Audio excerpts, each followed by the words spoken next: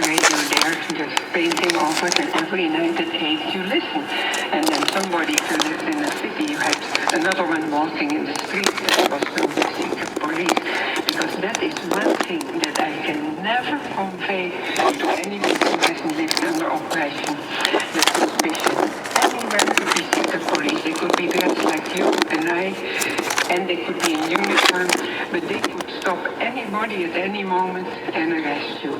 So you didn't know who is pro-Nazi, who is contra. You had to be so careful what you said, to whom you said it. It was a horrible time. Anyway, these were the minor things. But then so many of the German Jews, the synagogues were burned, they had been arrested, some were killed, and we had thousands of German Jews who had fled to our country. And on May 10th, when they marched in our country, we had already taken Austria, Czechoslovakia, Poland, Denmark, Norway, and now we and France and Belgium. There was nothing left. Spain was pro-Nazi, Cas Franco. There was nothing left. And that night, thousands of those German Jews, they had no hope anymore, and they committed suicide. And for our fellow citizens, and here comes this power that has no right to be in our country and starts arresting those people. And then Hitler hated the Jews. And my fiancé had read a book that Hitler wrote, Mein Kampf, and that expressed how he hated them. And we knew about that night that they killed all the Jews. And where I worked in my first job, I was working right next to a guy who was a year older than I was. His name was Herman, and he was Jewish. And he was kicked out. He was not allowed to work there anymore. But he played beautiful violin. And my parents loved music, so we had a piano and an organ. And my brother played beautiful cello. And I played horrible piano. I don't know how to count. But anyway, this Jewish guy always said, I like to play trios. And I'd come to our house. There were always young people. There were always music. So Herman had many times been to our house and played trios. And I always ruined it, of course. But anyway, he was a friend. And then what they did is, you've heard it, and now we look back. All the Jews were rounded up and had to go to Eastern Europe. But they didn't know where they were going, and now we look back and we knew they were killed. But at that time, just think that some, I would say, let's say, idiot decides, well, this section of Nebraska, that are all bad people, and that you get that the Russians would have occupied you, and that you get a note home, and you all have worked hard, and you have your homes, and you have your farms, and that power says, you have to report that in that day, and you may not take anything along, you may only take a little suitcase with a change of clothing. And that is what actually happened. Those Jewish people had worked, they were doctors, dentists, everything.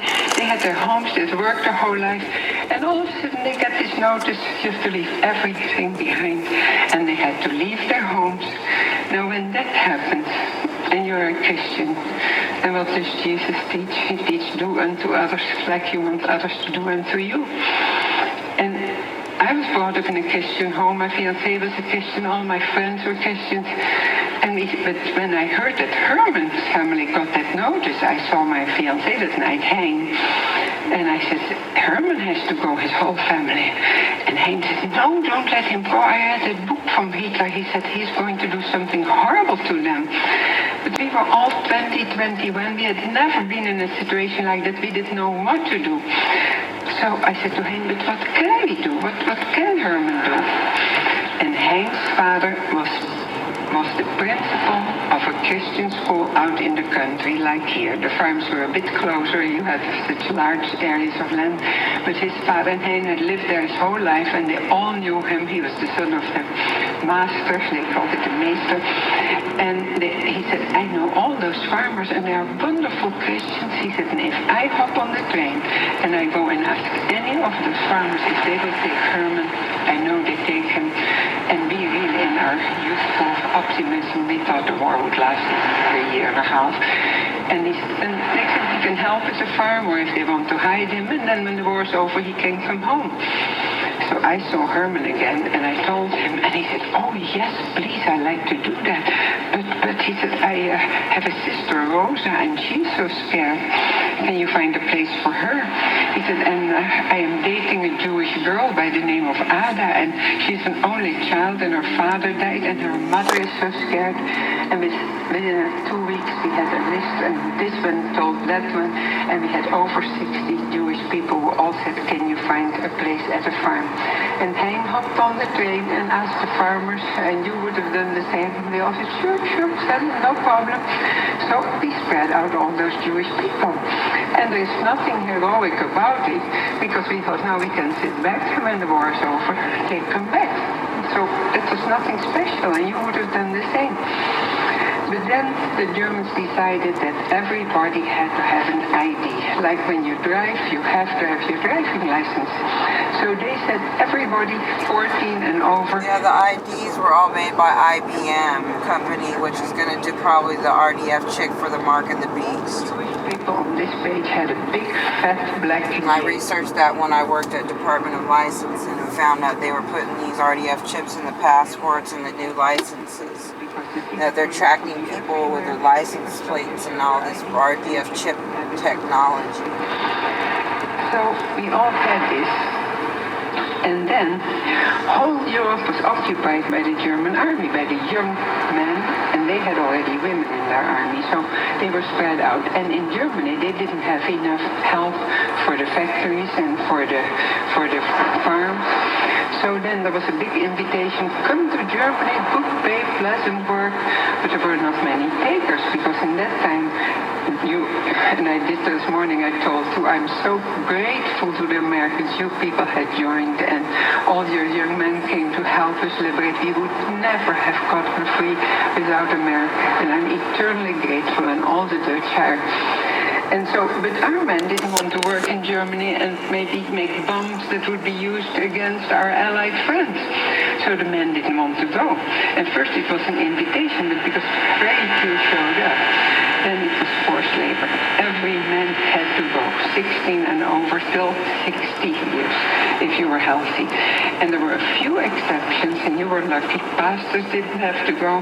From the Catholic Church, the priests didn't have to go. If you're suffering from tuberculosis, you didn't have to go, but anybody else had to go to Germany and work there.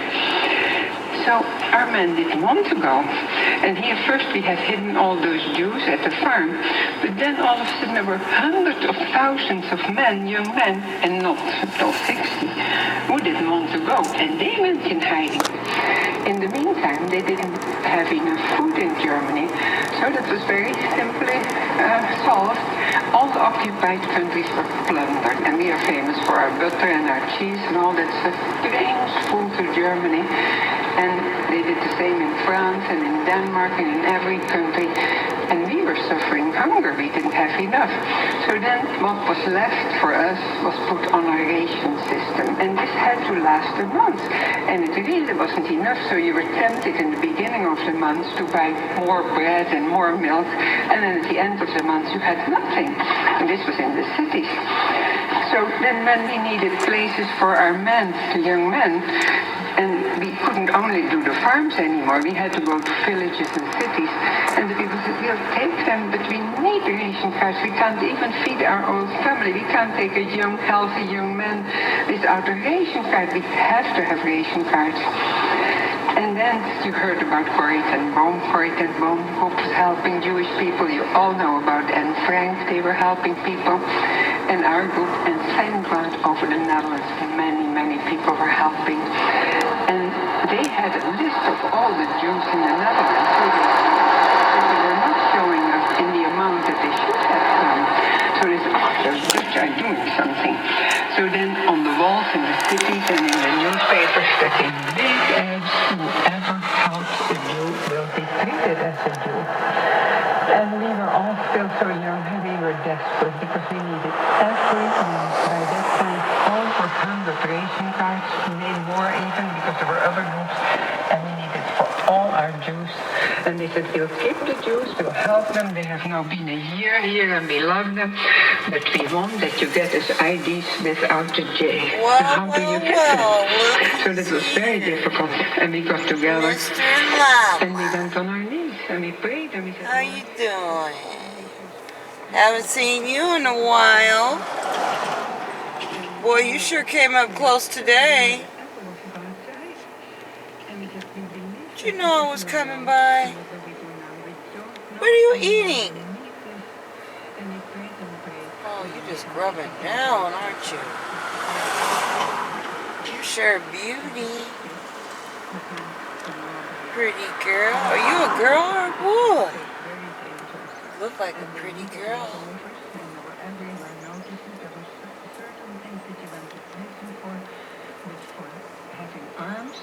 For doing robberies on German offices, Beautiful. for helping allies who were shot down over our country, which we did too. For those things, you got the death penalty. So then we decided, we have started it. We can't now say to the Jewish people, God, see good you luck, later. you did what we can and or find your own life. And this thing runs down so quick. I mean, I downloaded videos and I've got to charge it over and over and over. And this is, I guess, what the elites want. They're so happy when I run out of film and they give me only 15 minutes while they give Steven Spielberg 2 hours. Okay, the devil.